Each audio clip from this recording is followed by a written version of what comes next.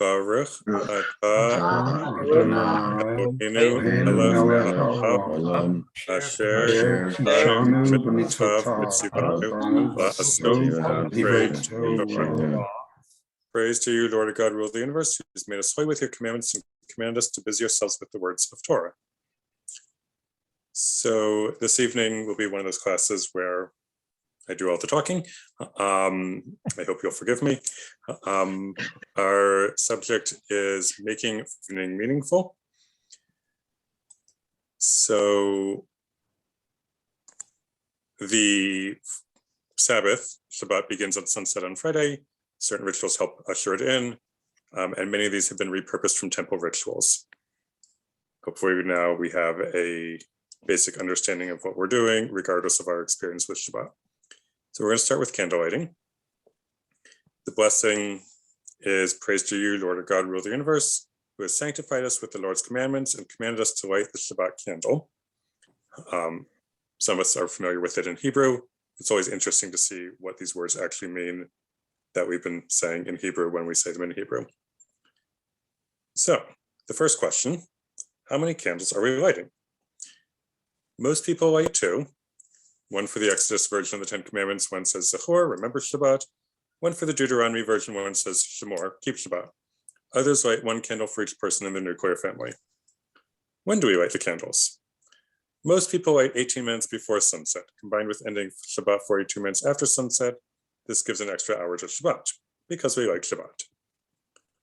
Why do we light candles? The original reason is that Shabbat begins after it gets dark, and in a time before electric lights, that leads to problems. For instance, if you can't see where you're going and you spill hot soup on somebody else, that isn't a very Shabbatic atmosphere.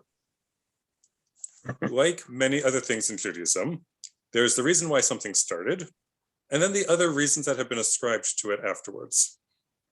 So other layers of meaning have been added, such as bringing more light into our lives or more light into the world.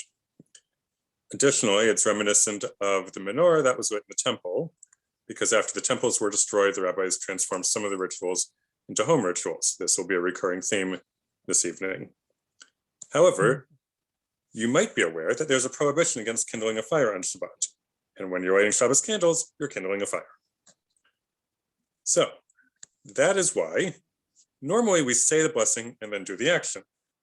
But here we do the action by lighting the candles and then we say the blessing. It's the saying the blessing that makes it Shabbat. So we can't say the blessing first because then it'd be Shabbat and then we couldn't light the candles. On Hanukkah, it's more confusing because we have two sets of candles, Shabbat candles and Hanukkah candles. So we light the Hanukkah candles before Shabbat candles on Friday, and we light the Hanukkah candles after the Havdalah candle on Saturday to make sure that we're not lighting fires on Shabbat. Who lights the candles? So traditionally, it was the women in the household who lit the candles, but that was only because the men were hurrying off to shul at the time that the candles were to be lit, and the women didn't count in the minyan. In truth, everybody's obligated to light candles. And if you ask the Chabad rabbi and said, like, I'm a guy and I'm on my own, should I light Shabbat candles? He would say yes. The only consideration is making sure that somebody is old enough to not light other things on fire. That's a pikuach nefesh issue. What are the steps to lighting? So first you light the candles, then you make 3 circles with your hands to symbolically bring the light in. Then you say the blessing, Baruch atah Adonai Eloheinu melech haolam, asher kitsham b'mitzvotav tzivanu lahadlik neo shel Shabbat. Praise to you, Lord our God, rule the universe, who has made us holy with your commandments and command us to light the Shabbat candle. The Hebrew has only one candle, but now we light more than one. Sometimes people will keep their hands over their face a little longer and take a minute to say their own personal prayers to God. Not required, but a lovely extra step to the process. Now, in the Torah, God doesn't actually say we should light the Shabbat candles. And yet our blessing says that God has commanded us to light the Shabbat candles. What gives? So it's not actually in the Torah. What is in the Torah is Deuteronomy chapter 17, verse 11, which is something that the rabbis interpreted as God saying we should do what the rabbis tell us to do. And since the rabbis tell us we should light Shabbat candles, therefore they claim they have the authority of God behind this, and that we should light Shabbat candles because God wants us to. It's a little chutzpah, but we're rabbinic Jews, so we do that. The phrase "Asher kikshanu b'mitzvotav v'tzivanu," who has made us holy with your commandments and commanded us, is added to blessings for things that we do, like sitting in a sukkah. It's not added to blessings where we're praising God for things such as Kiddush or Motzi, because we're not doing something in the same way we're thanking God for something that God did. And then we have a video, which you can see when you see the source sheet. All right, questions about lighting Shabbat candles? Are you sure the rabbis didn't say it's in the oral Torah that we're supposed to light the candles and that God gave us the commandment?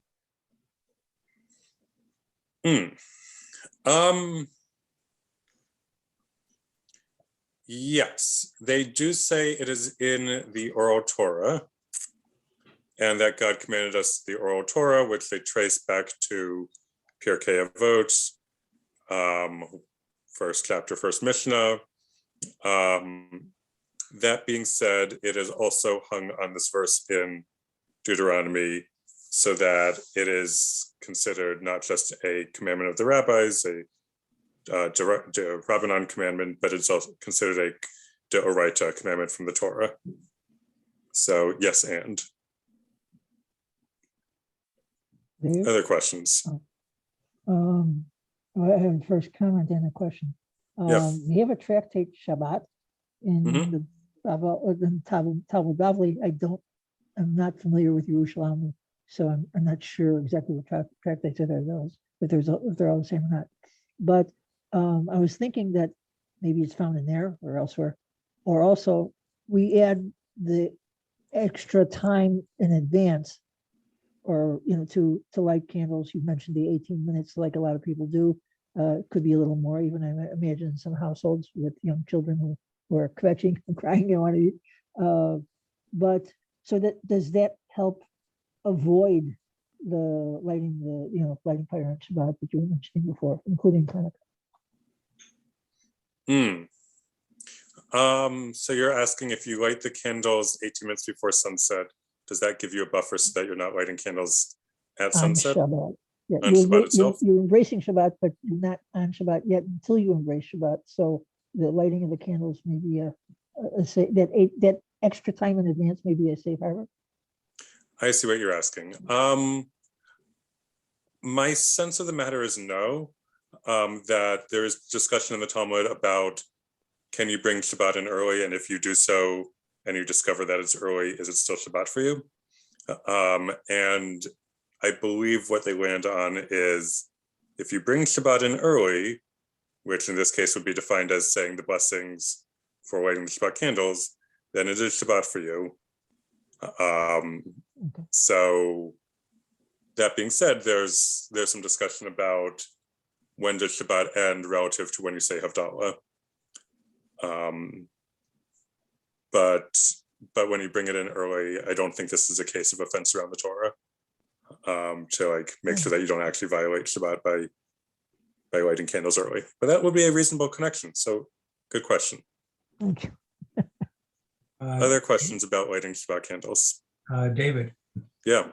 Wasn't there a story about that somebody wanted to have Shabbat on Tuesday? Yeah. Why don't you talk about that? Yeah. It's a Hasidic story. And my take on it is that the story shows that, okay, so in short, the story is that two rabbis decide that they want to try having Shabbat on Tuesday and see if it's if it's nature versus nurture. Like, is it their efforts that make Shabbat what it is, or is it something special about sundown Friday to sundown Saturday? And they pretend that it's Shabbat on Tuesday, And they go through the whole ritual, all 25 hours, and it's an amazing experience.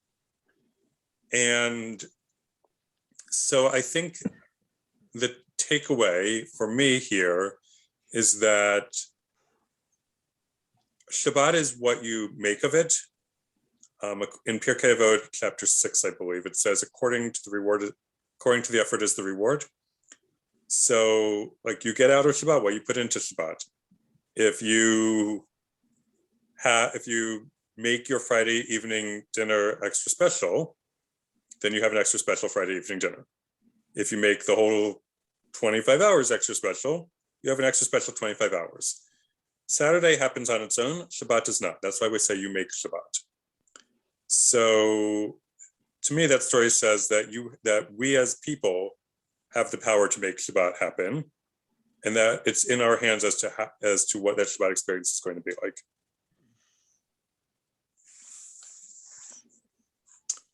Does that help? Thank you. Yeah. I have a quick question that's related to the stuff about Havdalah candles. Yeah. So I heard there was some, I think you mentioned something about there being like debate regarding when Shabbat ends in relationship to the Havdalah being lit. Mm-hmm. Is it the common view that Shabbat ends the moment Havdalah is finished, or? Right. So that's a good question, because if Shabbat doesn't end until Havdalah is over, then you've lit candles on Shabbat. Yeah. So Shabbat ends when there are 3 stars out, and there's also like mathematical timing on the matter now, in case it's a cloudy night and you can't see the stars. So you don't do Havdalah until after you see the 3 stars. So Shabbat is already over, and then Havdalah is the ceremony that marks it. And is it strange for someone then to, since you mentioned mathematical timing now, especially which comes to mind, with difficulty being actually to see the stars because of city lights, they kind of make everything too bright.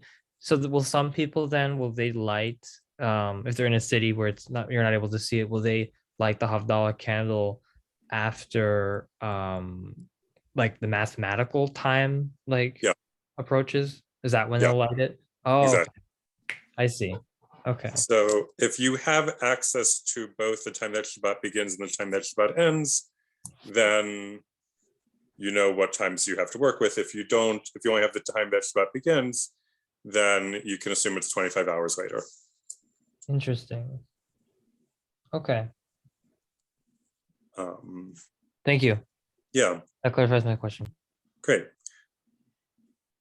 I also received a question in the chat about the Shabbat bride or the Shabbos bride. The Shabbos bride is a concept that dates back to the Talmud, where there is a story that maybe Rabbi Yanai, one of the rabbis, would get dressed in white and go out to at sunset on Friday and say, "Welcome, O bride, welcome, O bride."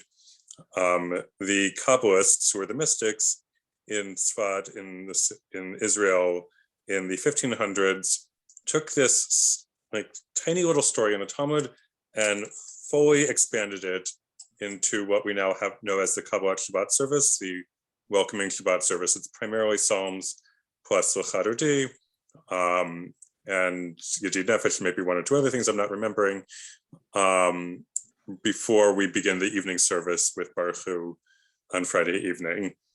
But the Kabbalists would go out into the fields and they would dress in white and they would make a whole thing of welcoming the Shabbos bride. So when we are lighting the candles and Shabbat has entered, then it's as if the Shabbat bride has come in. And that's part of why we would want the table to be a little bit nicer and clean up. It's an excuse to clean up after a week of letting things go. But also this idea that like we're welcoming the Shabbos bride and things should be nice for the Shabbos bride, the Shabbos queen, different metaphors. Any other questions about lighting candles?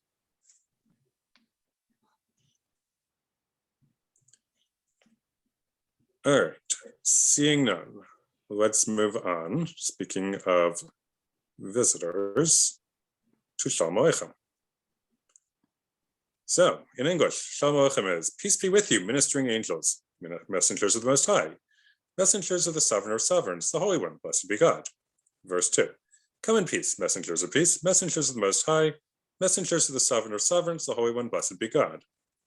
Verse 3, bless me with peace, messengers of peace, messengers of the Most High, messengers of the Sovereign of Sovereigns, the Holy One, blessed be God.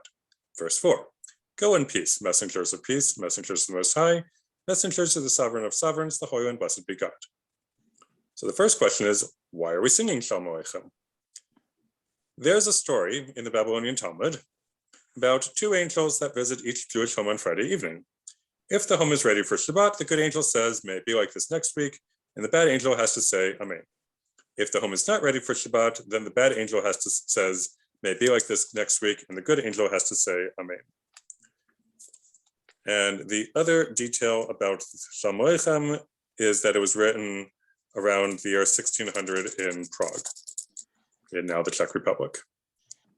And then I have a video for you to learn how to sing it. There are many tunes. This is the most common one.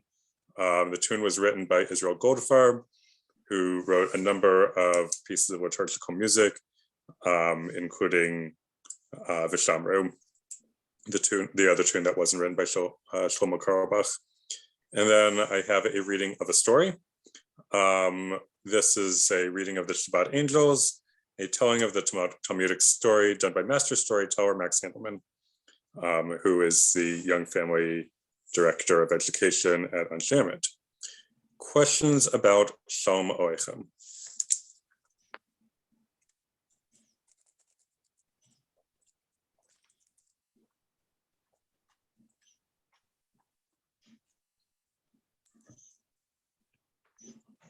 Yeah, I have a quick question. Yeah. Related to the story that it's based on. Do we know which angels these are? Like, are they named? Out of curiosity. Don't believe so, but I will check and follow up. Okay, I was just curious. Thank you. Yeah. Other questions? All right, moving on. Eshet Chayil.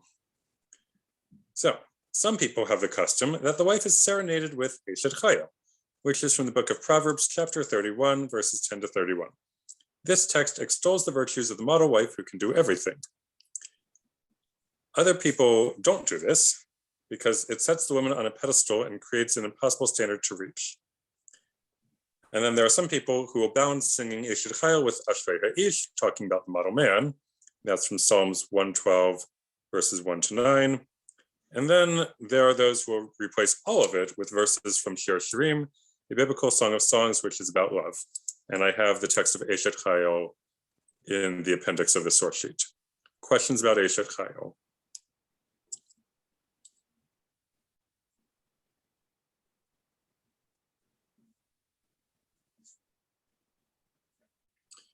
I did receive a question in the chat about Shalom Aleichem.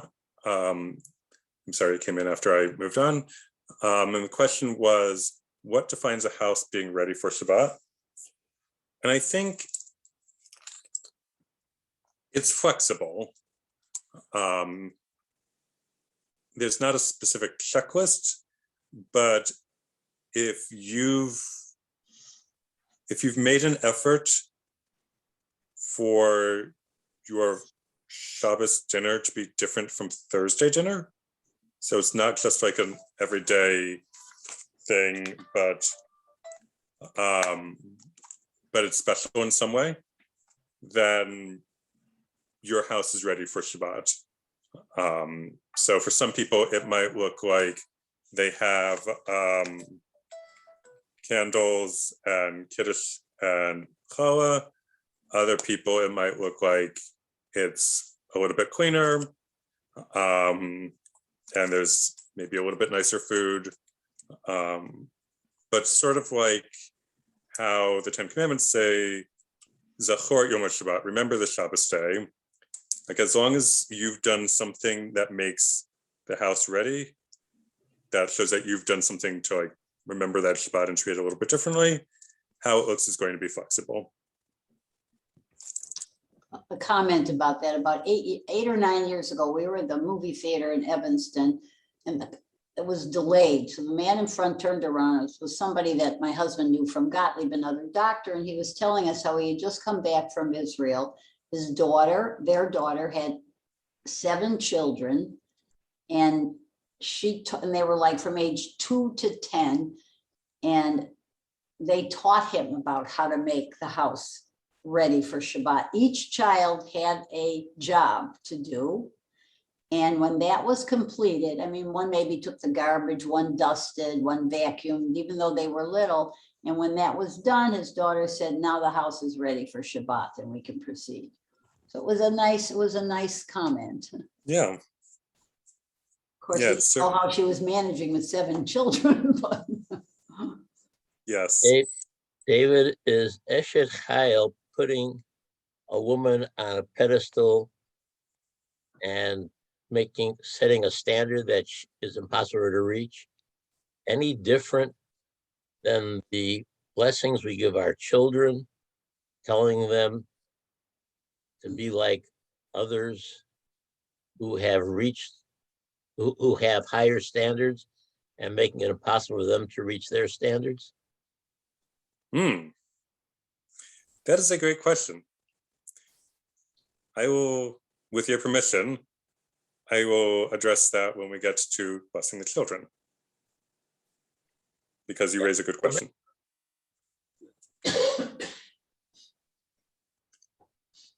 All right, let's go into blessing children.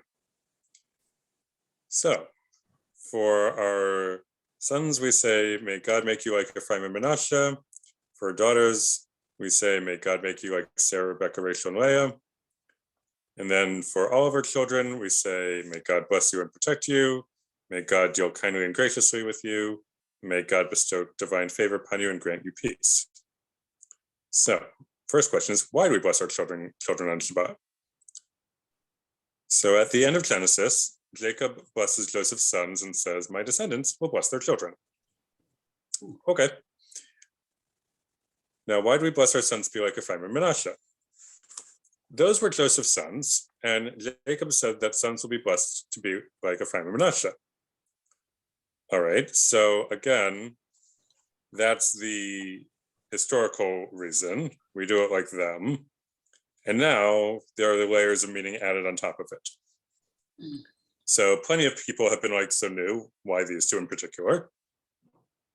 And one answer is that they were the first siblings in the Bible to have a normal relationship. As in, they didn't kill each other, bully each other, deceive each other, or enslave each other. So they're already doing better than everybody else heretofore. Doesn't mean they were like perfect siblings, but they had a normal relationship. Nothing noteworthy. They were also the first Jews to not grow up in Israel, and yet they kept their Jewish identity even while otherwise blending into their society, because they grew up in Egypt. Now, why do we bless our daughters to be like Sarah, Rebecca, Rachel, and Leah? They were the first Jewish women, and while not perfect, they were each worthy of emulation in many ways. And then where does the other part come from? That's the priestly blessing through which the priests were told to bless the Jewish people. At Mount Sinai, the Israelites are told that they are a kingdom of priests, and this may explain why after the temples were destroyed, this blessing became something that all Jewish parents can convey to their children. Do you have to use these words? Well, the important thing is that children know that they're getting an unconditional blessing, no matter how awful they've been that week. You can use the Hebrew, their translation, and or your own blessings. Now, what if your child or children aren't at home anymore? The important thing is that your child or children know that they are getting a blessing from you each week. You can send it via Vmail, Vibe mail, after Shabbat has begun. You can have a call on Friday before Shabbat. You can convey it via text or email or anything else. Now, how do you do the blessing if you have more than one child? You have different options. You can do the whole blessing for each child individually, or bless all of your sons and then all your daughters at the same time. Usually there's a laying of hands on the head, assuming your child will let you. Is there a tune? There is no widespread tune, although there are some ways of singing the priestly blessing in the synagogue. However, you can certainly make one up. And finally, to Herb's question about whether or not we are putting our children on a pedestal or setting them an impossible standard to reach. I don't think that we are. So the model woman in Eshet Chayil does everything. She's a mother, she's a wife, she's a Torah scholar, as much as one could imagine. I think it says Piyat Torah B'fiha, like words of Torah on her lips. She runs a business, she keeps the household clean, she bakes bread for the poor, I think. She keeps everybody clothed, like she's doing it all. And apparently she's not complaining or stressed about it, is my guess. That's a pretty high standard. Ephraim and Menashe, all they have to do is be normal siblings. Like all we're asking for is you don't have a dysfunctional relationship. And Sarah, Rebecca, Rachel, and Leah, it would be nice if you, I don't know, were thoughtful for others like Rebecca, or that you were good with animals like Rachel, or a variety of possibilities, that you were hospitable like Sarah, that you got along with your siblings like Leah, a variety, or a good child like Leah, lots of possibilities here. So I don't think that we are setting impossible standards for our children with the parents' blessing in the same way that some might think for Eshet Chayil. Barry. I have 2 daughters, no sons, so I only do the one for my daughters who are home, usually anyway, with the Soror of Karach of Leah. I have come to feel that from my studies and from observing my daughters, that David, you hit the nail on the head with the description, wherever that came from, whether it was your description or whether you gleaned it from something because you liked it. But they were far from perfect.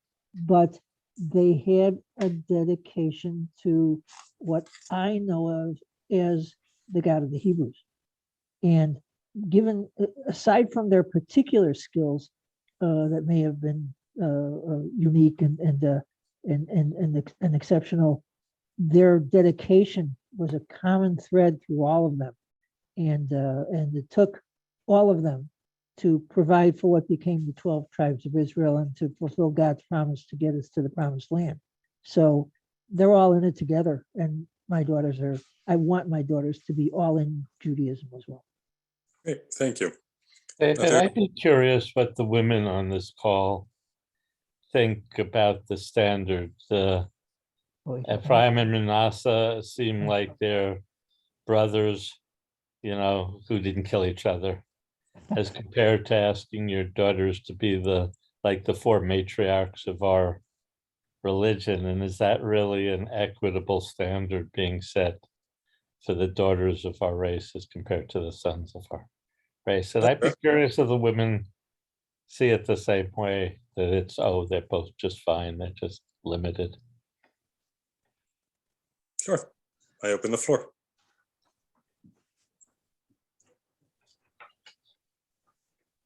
I guess I left you all speechless, sorry. One of the things that comes to mind was Sarah, Rebecca, and Rachel. They were all barren. Yeah. Yeah. I hope we're not saying that we want our daughters to be that way. No, and yeah, No, they came through. no, I don't think we are. And Alan, to your point, I have here 2 videos. One is a how do you say the blessing over the children, and then the other is the Sabbath prayer from Fiddler on the Roof. And in this one, it's an example of making a pure blessing, and other women are chosen. May you be like Ruth and like Esther, for example, from here, and possibly others. So certainly, if you feel like the traditional examples are not what you want to go for, you can use other biblical examples. You can use modern examples. May you be like Ruth Bader Ginsburg or whoever, like all sorts of possibilities if you want to come up with your own blessings. It is the great thing about our tradition is that it has room for improvisation and personalization. I appreciate that. I was just curious because it does seem a higher standard that we've put using the 4 matriarchs. Be like Abraham, Isaac, and Jacob for our sons. That's tough, complex. But anyway, I was curious how. Yeah. If good question. All right, let's move on to Kiddush because I want to make sure that we get to Motzi by 9 o'clock. All right, so first part of this. Evening became morning, the 6th day, and the heavens and the earth and all that filled them were complete. And on the 7th day, God completed the labor God had performed, and God refrained on the 7th day from all the labor which God had performed. And God blessed the 7th day, and God sanctified it, for God then refrained from all God's labor, from the act of creation that God had performed. Permit me, friends. Blessed are you, Lord our God, rule the universe, creator of the fruit of the vine. Everybody else can say amen. Blessed are you, Lord our God, rule of the universe, who sanctified us with God's commandments, and hoped for us, and with love and intent invested us with God's sacred Sabbath as a memorial to the deed of creation. It is the first among the holy festivals, commemorating the exodus from Egypt. For you chose us and sanctified us out of all of the nations, and with love and intent you invested us with your holy Sabbath. Blessed are you, Adonai, sanctifier of the Sabbath. Amen. We don't say amen to our blessing, but that's why it's in parentheses. So, first question. What are the parts of Kiddush? The Friday evening Kiddush comes in 3 parts. The first one is a quote from Genesis chapter 2, verses 1 to 3, describing the 7th day of creation. It is preceded by Yom HaShishi, the 6th day, to make an acronym with God's name, but that isn't a complete sentence, so people quietly say Vayhi Er, Vayhi Boker, there was evening and there was morning. The second part of Kiddush is a 1-line blessing over drinking grape juice or wine. We're not actually blessing the wine, but rather having an attitude of gratitude, which is a big Jewish idea, toward the creator of the wine. The third part is a paragraph about how Shabbat is holy, distinct from other days of the week. The first part is not said in the synagogue because it has already been said in the service.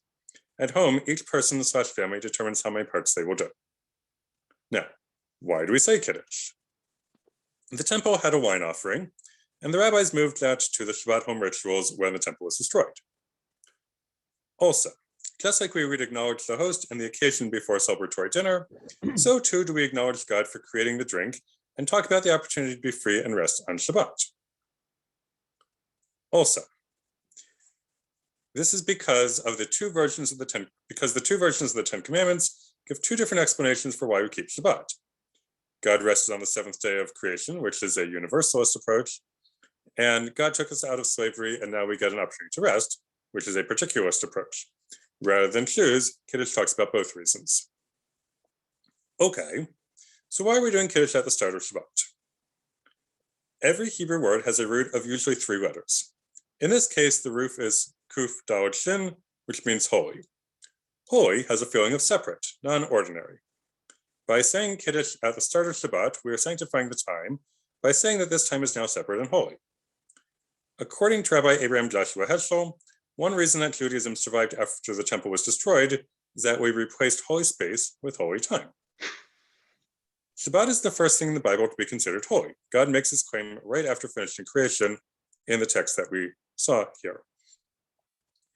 Moreover, the Torah tells us in the 4th commandment to remember Shabbat.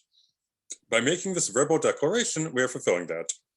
Verbal declarations are made over wine or grape juice, like at weddings. All right, why else do we use wine or grape juice? One reason is because the rabbi said so in the Babylonian Talmud, probably recalling the wine offering in the temple. Another reason is because wine and grape juice make people happy and symbolizes joy. This is true from real-life observation. It's also claimed to be so in the Bible and the Book of Psalms. This connection with happiness shows up at the Passover Seder when we take out drops from our cup to reduce our happiness due to the suffering of the Egyptians during the 10 plagues. A third reason is that wine and grape juice are found at moments of holiness, such as beginning Shabbat, called Kiddush, beginning Passover, called Kaddish, and getting married, called Kiddushin. Each of these are moments of distinction, and they each have the root Kuf Dalet Shin, meaning holy. Other words with that root are Kiddusha and Kaddish, both prayers which talk about God's holiness. A fourth reason why we use grape juice or wine is that wine improves with age. So it's a symbol of how we want our connection with Shabbat to deepen as we get older.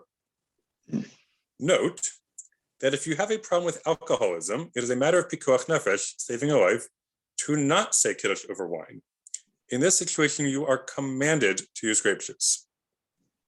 Now, do you have to use a fancy Kiddush cup? No. Anything that holds liquid will work, including hotel cups if you're on the road. The custom of using a fancy cup comes from the idea of hidor mitzvah, beautifying the commandment. Now, do we stand or sit for Kiddush? Depends on who you ask. Some people stand for Kiddush and for drinking. Some people sit for Kiddush and for drinking. And some people stand for Kiddush and sit for drinking. All the customs are valid. When in doubt, follow minhag hamakom, the custom of the place. Why is Kiddush also said in the Friday evening services? Kiddush is also said in synagogue because in the early Talmudic times, the 200s, traveling strangers would have their Shabbat dinner in the synagogue. They started their meals with Kiddush also, and eventually it just got put into the service. This is why we don't say the first part of the Vayechu, the first part of Kiddush in the synagogue, because it's already in the evening service.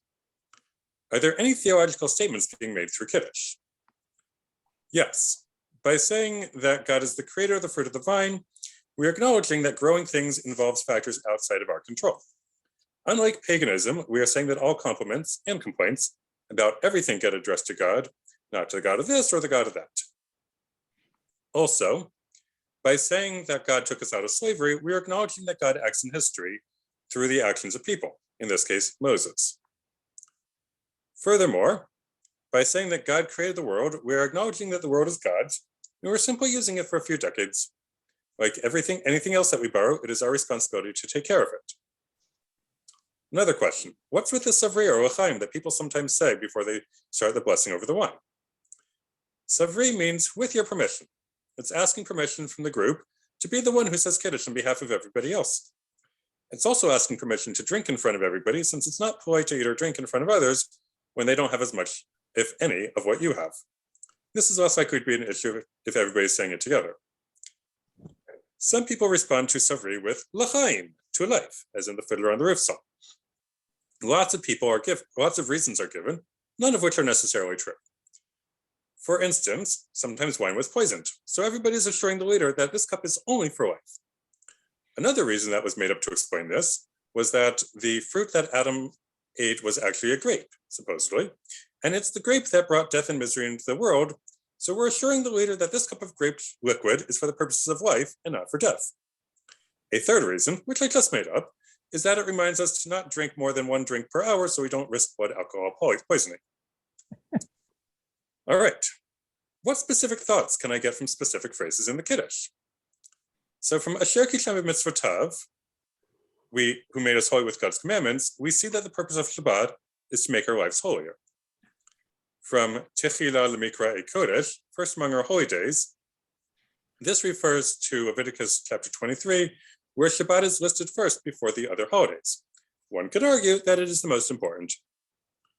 From Kivanu Vacharta, because you chose us, we learn that God didn't choose us to be better than everybody else, but merely to have extra responsibilities for being God's role models in the world. From Be'ahava Uvratzon, with love and gladness, we learn that God gave us Shabbat lovingly and gladly. It's not supposed to be a burden, but a gift. a chance to press the pause button every 7 days. It's like a paid vacation day, insofar as it's a chance to rest and unwind from the stresses of the week before. All right, that's it for Kiddush, and then there's a video karaoke where someone sings it and has the words so that it's easy to learn how to do it. The tune that is used for Kiddush and is in this video was composed by Louis Lewandowski, who was a German Jewish composer of many prayers, such as Tzaddik Katamar. They also have another version of Kiddush written by Albert Joseph Weisskopf, and Weisskopf was the teacher of Hazan Joseph Levin, who taught many of today's cantors at JTS, at the Jewish Theological Seminary. All right, questions about Kiddush? I know Yes. there's a lot. I Yeah. do have one. Just because I want to make it clear. So, saying Kiddush on Shabbos specifically is a mitzvah as well, right?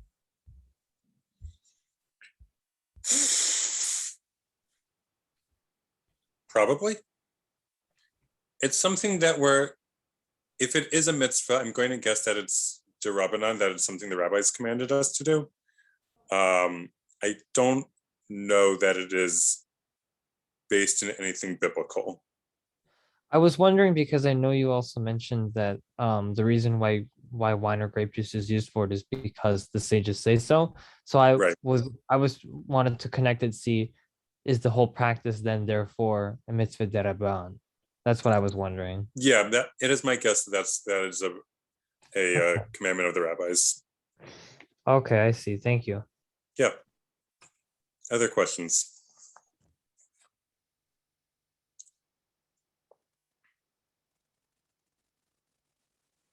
All right, seeing none, we'll go on. Hand washing. All right, so the blessing for hand washing. Blessed are you, Lord our God, rule the universe, who has sanctified us with God's commandments and commanded us on the washing of the hands. All right, so why do we wash our hands? The priests washed their hands before offering sacrifices, as we know from Exodus. This was actually in the parsha we read last week. And since the table replaced the altar after the temple's destruction, therefore we wash our hands.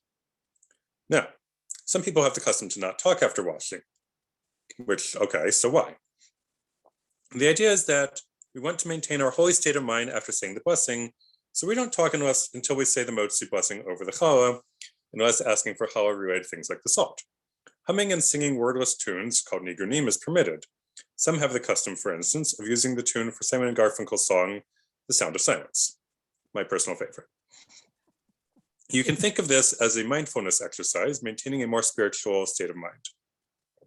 Now, what's with the funny cup? Some people use a two-handled cup to make it easier to pour. This way, your hands don't touch partway through the process, causing the, quote, not clean hand, to get the, quote, clean hand dirty again. Quote, dirty, I guess. Also, any cup will do the trick, and if you have no cup, just turn the water on and off over each hand. How do you wash your hands? Well, it's not with soap in this case. Instead, you use the right hand to pour over the left hand, front and back 2 to 3 times, and then repeat the process with the other hand. Then you say the blessing and you dry your hands. And after that, shh. All right, here's an explanatory video from North Suburban Synagogue Bethel in Highland Park. Questions about hand washing? David? Yeah. Is the washing of hands before motzi different from, let's say, ritual washing when you come out of a bathroom and before you say a bracha or other things like that? Is it? I don't know. I will look into that and get back and put in the follow-up email. Thank you. Yep. I have a question about the hand washing. Yeah. I used to think that you might as well do the hand washing from the running water in the sink if you have indoor plumbing. But I've been told that no, you have to do it if you want to follow the rule from pouring it from a pitcher. That's the proper way to do it. And I want to know if you can say, what's the thinking behind that, or if indeed that is true, which seems to be.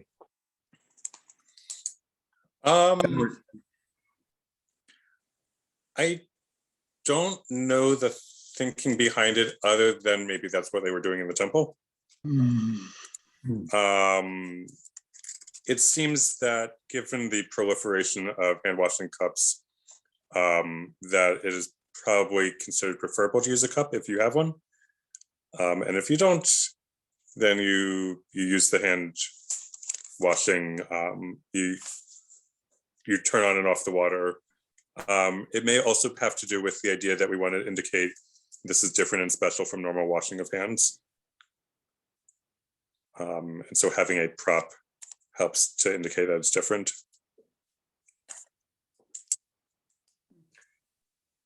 Okay, I'm going to go on to Motzi quickly, being mindful of the time. All right, the blessing. Blessed are you, Lord our God, rule the universe, who brings forth bread from the ground. Why do we say Motzi? Motzi replaces the showbread offering in the temple from Exodus 25. Do you have to use challah? No, any bread or thing being used as bread, like bagels, will do, preferably unbroken. On the Shabbat of Passover, we use matzah. Why do some people have 2 loaves? When the manna fell in the desert, there was a double portion on Friday so that people wouldn't have to gather it on Shabbat, from Exodus 16. The 2 challah loaves are a reminder of that. Also, there were 2 loaves in the temple. Now, why do we cover the challah until we bless it? The manna was covered by dew, according to Exodus 16, so we cover the challah as a reminder of this. Another explanation is that we don't want the challah to be embarrassed while we bless the grape juice first. It seems that the challah is like a parrot. If it's covered, it's asleep, or something like that. Our concern for the well-being of the challah doesn't stop us from tearing it apart or cutting it, though. In all seriousness, the idea here is that if we're concerned about the emotional well-being of our food, kal v'chomer, all the more so we should be concerned about the emotional well-being of other people. Why do we put salt on the challah? Just like the sacrifices were salted, which we're going to read in this week's parsha, Vayikra, so too do we salt our challah. Salt lasts forever, and we want our relationship with Judaism to last forever. This is reminiscent of what the Torah describes as our, quote, covenant of salt with God, from Numbers. Note that the first year after a couple is married, and on the Shabbat between Rosh Hashanah and Yom Kippur, it is customary to put honey on the challah instead of salt as a symbol of sweetness. Now, do we say Amen at the end of the Motzi blessing? Not if he's saying the whole blessing. Amen literally means something like similar to I believe, but it's used to mean I agree, and we don't say Amen to our own blessing. That's like saying, I think the sky is blue today, and I agree with myself.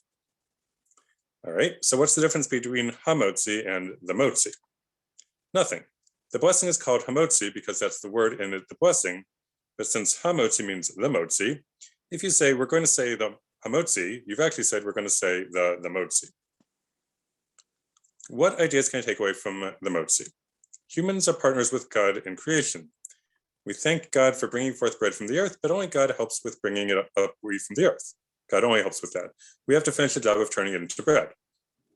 Nothing we make comes into being without the help of God, and whatever we make is a continuation of God's work of creation. We are partners with God. Being partners with God is true of making the wheat into bread, and it's also true of actions to make the world a better place, such as when we say in Birkat Hamazon that God feeds everybody, yet we have to distribute the food that God makes so everybody has enough food. As Eleanor Powell said, your talents are God's gifts to you. What you do with them are your gifts to God. Now, why should one say a blessing at all before eating? Saying a blessing helps to develop an attitude of gratitude. It elevates the act of eating from just being something that we do because we're biologically animals to something that we do because it's holy and helps us connect with God. All right, so what's special about the Motzi blessing in particular? The Motzi blessing covers all food, so if you say this blessing, then even though technically it's only for things with flour used as bread, it covers your entire meal. The rabbis couldn't conceive of a meal without bread, so you would say this blessing over the entire meal. Theoretically, the blessing for things from the ground and things from tree-like structures would cover the motzi and the blessing over the wine, but bread and wine are so special that they get their own blessings. And then there's a video showing this, and then an appendix with Eshet Chayil and Ashrei Ha'ish, and a video of Eshet Chayil. The interesting thing about the bread, David, is that Jewish people are always known for eating bread with meals. Maybe this helps explain it. Yeah. Two questions, David. Yeah. One is that I was always taught that the bread we use Friday night has to be leavened bread, except during Passover. And number two, what about people who cannot eat wheat or any type of grain that's similar to wheat?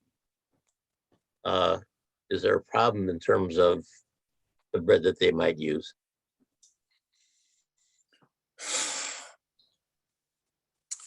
My guess is, all right, well, I'll start with the first question about leavened bread. Does it have to be leavened bread except for Passover?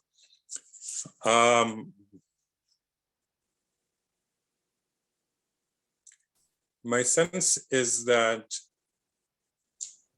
it is preferable to use non-matzah except on Passover to help keep Passover special. However, if all you have is matzah that one particular week, then it is better to use matzah than to not have any bread at all. And for the question about gluten-free challah, can this be considered motzi? Or can you say motzi over it? My sense is that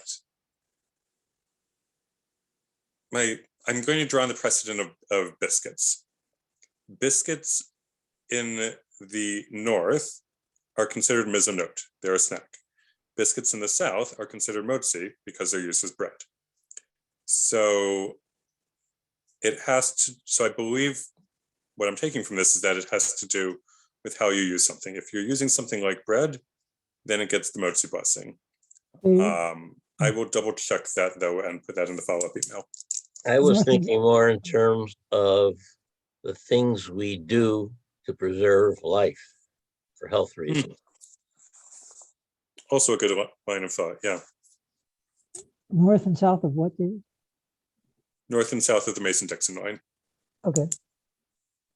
A good question. I should have clarified. Is there, I know some people like to tear their challah, other people cut the challah. Mm-hmm. What do you think? I think that depends on the tradition you grew up with, and also possibly whether or not you have small people around that you don't want to have a knife nearby for them. It may also depend on whether or not you're planning on preserving your challah to be used as French toast, in which case you might want to have nicer slices. David, did it have anything to do with the concept of cutting being work as compared to tearing, or is that the misconception I have? So cutting is work, but you're allowed to cut food on Shabbat. And cutting is work insofar as you've created something new and God stopped creating on the seventh day. That being said, you also wouldn't tear paper on Shabbat for the exact same reason. Thank you. Yeah, that's a good question. We cut our bread challah, so. By all means. But I wondered, I thought it had to do with the work. Yeah.